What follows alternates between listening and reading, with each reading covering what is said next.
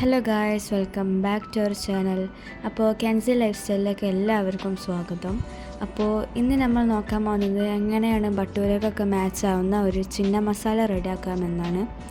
അപ്പോൾ വീഡിയോയിലോട്ട് പോകുന്നതിൻ്റെ മുന്നേ എല്ലാവരും ചാനൽ ലൈക്കും സബ്സ്ക്രൈബും കമൻറ്റും ഷെയറും ചെയ്യുക. അപ്പോൾ നമുക്ക് നേരെ വീഡിയോയിലോട്ട് പോകാം. ഇൻഗ്രീഡിയൻസ് നോക്കാം. 2 തക്കാളി, നമ്മളിവിടെ 2 ഉള്ളിയാണ് എടുത്തിട്ടുള്ളത്. 1 ഉള്ളി വാട്ടാനും പിന്നെ 1 ഉള്ളി ലാസ്റ്റ് കറിൻ്റെ എല്ലാ പരിപാടിയും കഴിഞ്ഞിട്ട് അതിലേക്ക് ഇടാനാണ്. കുറച്ച് ചപ്പ്, വേവിച്ച കാബൂളി കടല, 1 കക്കരിക്കയും പച്ചമുളകും അരിഞ്ഞത്, വെളുത്തുള്ളി പേസ്റ്റ്, ഇഞ്ചി പേസ്റ്റ്. ഇനി നമ്മൾ പാത്രത്തിലേക്ക് 2 സ്പൂൺ ഓയിൽ ഒഴിച്ച് കൊടുക്കാം. ഇനി ഒരു പാത്രത്തിലെ ഉള്ളി ചോപ്പ് ചെയ്തിട്ട് കൊടുക്കാം. മിക്സ് ചെയ്യുക നന്നായിട്ട്. ഇനി ഇഞ്ചി പേസ്റ്റ് ഇട്ട് കൊടുക്കാം. നന്നായിട്ട് മിക്സ് ചെയ്ത് യോജിപ്പിക്കുക.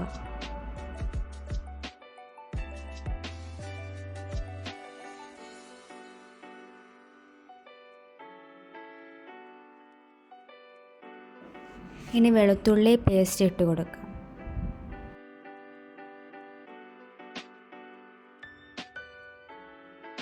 നന്നായി മിക്സ് ചെയ്യുക.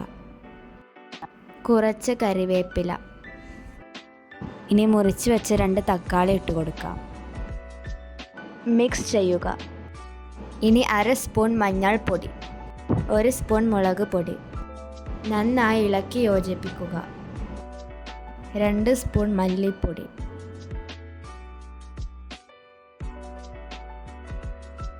മിക്സ് ചെയ്യുക.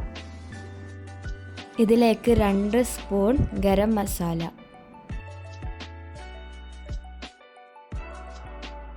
മിക്സ് ചെയ്യുക.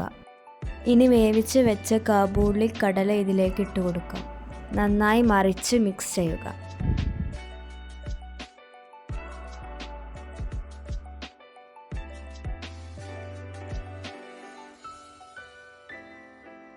അര കപ്പ് വെള്ളം. മിക്സ് ചെയ്ത് കൊടുക്കുക.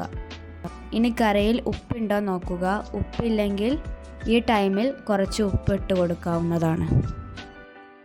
മിക്സ് ചെയ്യുക. ഇനി ഒരു 3 മിനിറ്റ് നമുക്കിത് വേവിക്കാൻ വെക്കുക.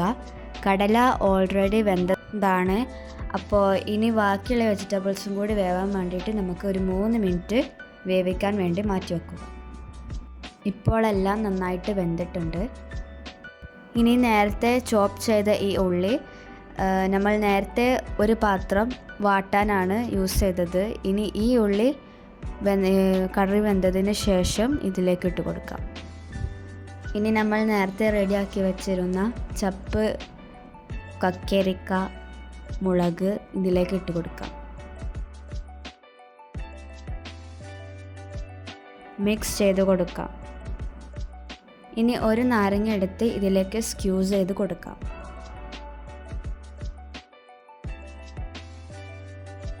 വീണ്ടും ഇളക്കാം.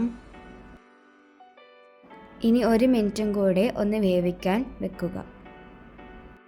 വെന്തതിന് ശേഷം ഒന്ന് ഇളക്കി കൊടുക്കാം.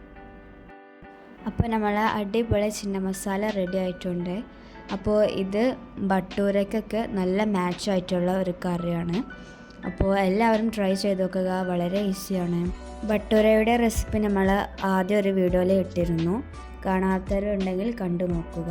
അപ്പോൾ എല്ലാവരും ലൈക്കും സബ്സ്ക്രൈബും ചെയ്ത് ഞങ്ങളെ സപ്പോർട്ട് ചെയ്യുക. അപ്പോൾ നമുക്കിനി അടുത്ത വീഡിയോയിൽ കാണാം. അതുവരേക്കും ബൈ.